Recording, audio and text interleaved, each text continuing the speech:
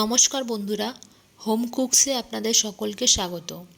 আজকে আরও একটি নিরামিষ রেসিপি নিয়ে চলে এসেছি। আজকের রেসিপি হলো নবরত্ন কোরমা।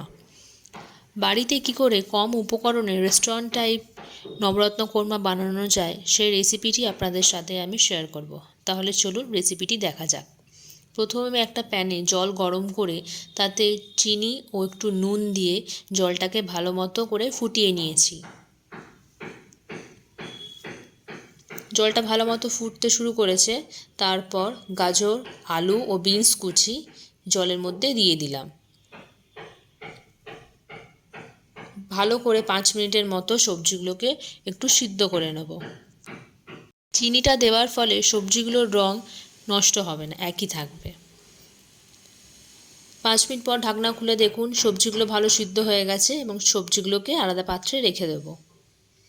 তারপর কিছুটা একটু সাদা তেল নিয়ে নিলাম। তেলটাকে ভালো মতো করে গরম করে ওর মধ্যে 1 চামচ হলুদ গুঁড়ো, 1 চামচ লঙ্কার গুঁড়ো দিয়ে তেলের মধ্যে ভালো মতো করে মিশিয়ে পনিরের টুকরোগুলো ভেজে নেব। পনিরগুলোকে লো ফ্লেমে ভাজবেন, হাই ফ্লেমে ভাজবেন না, তাহলে পুড়ে যাবে। গোল্ডেন ব্রাউন করে পনিরগুলোকে হালকা করে ভেজে নেব। তারপর অন্য একটি বাটিতে গরম জল করে ওতে নুন দিয়ে ভেজে রাখা পনিরের টুকরোগুলো দিয়ে দিলাম। এতে পনিরগুলো নরম থাকবে। তারপর অন্য একটি কড়াইতে কিছুটা সাদা তেল দিয়ে তেলটাকে ভালো মতো করে গরম করে নিলাম। ওর মধ্যে 2টো দারচিনি, 2টো ছোটো এলাচ, 2টো লবঙ্গ ও কয়েকটা গোটা গোলমরিচ দিয়ে দিলাম। তারপর 1 চামচ গোটা জিরে দিয়ে দিলাম, 2টো শুকনো লঙ্কা ফাটিয়ে দিয়ে দিলাম ও 2টো তেজপাতা দিয়ে দিলাম। 20 থেকে 25 সেকেন্ডের মতো এটিকে নাড়াচাড়া করতে হবে যতক্ষণ না এই মশলাটা থেকে সুন্দর একটা গন্ধ বেরোয়। তারপর এর মধ্যে আদা কাঁচা লঙ্কার পেস্ট দিয়ে দিলাম। 2 মিনিটের মতো মশলাটাকে একটুখানি নাড়াচাড়া করতে হবে।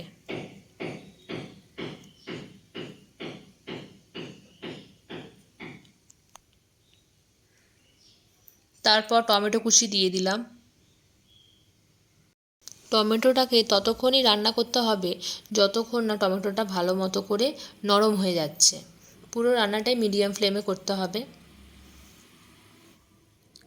দেখুন টমেটোটা ভালো মতো নরম হয়ে গেছে।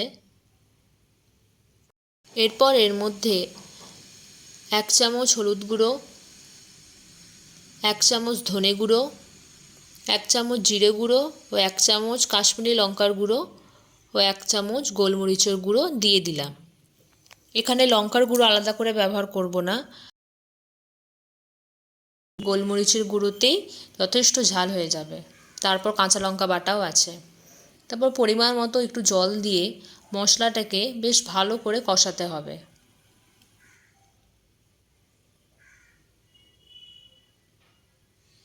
5 মিনিটের মতো চাপা দিয়ে মশলাটাকে ভালো করে কষিয়ে নেব। দেখুন মশলা থেকে তেল বেরোতে শুরু করেছে, মশলা খুব ভালো মতো করে কষানো হয়ে গেছে। এরপর এর মধ্যে পোস্ত বাটা দিয়ে দিলাম। ভালো করে মশলার সাথে পোস্ত বাটাটা মিশিয়ে নেব।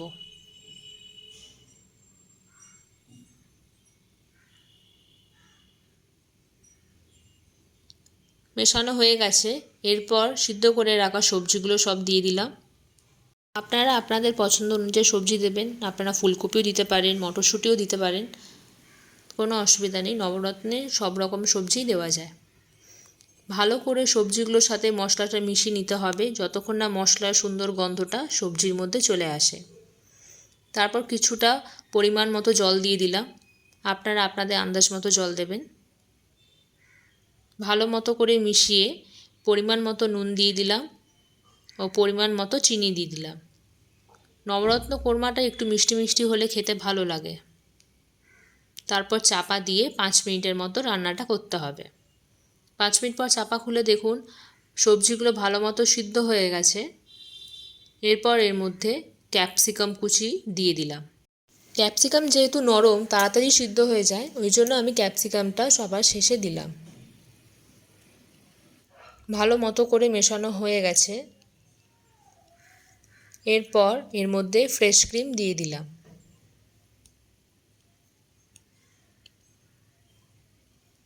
ফ্রেশ ক্রিমটা অপশনাল, আপনারা চাইলে নাও দিতে পারেন, কিন্তু দিলে পরে এই রান্নার টেস্টটা আরও বেশি ভালো লাগে। ভালো মতো করে মিশিয়ে নিচ্ছি। এরপর ভেজে রাখা পনিরের টুকরোগুলো দিয়ে দিলাম। ভালো মতো করে পনির ও সবজিগুলো মিশিয়ে নিতে হবে।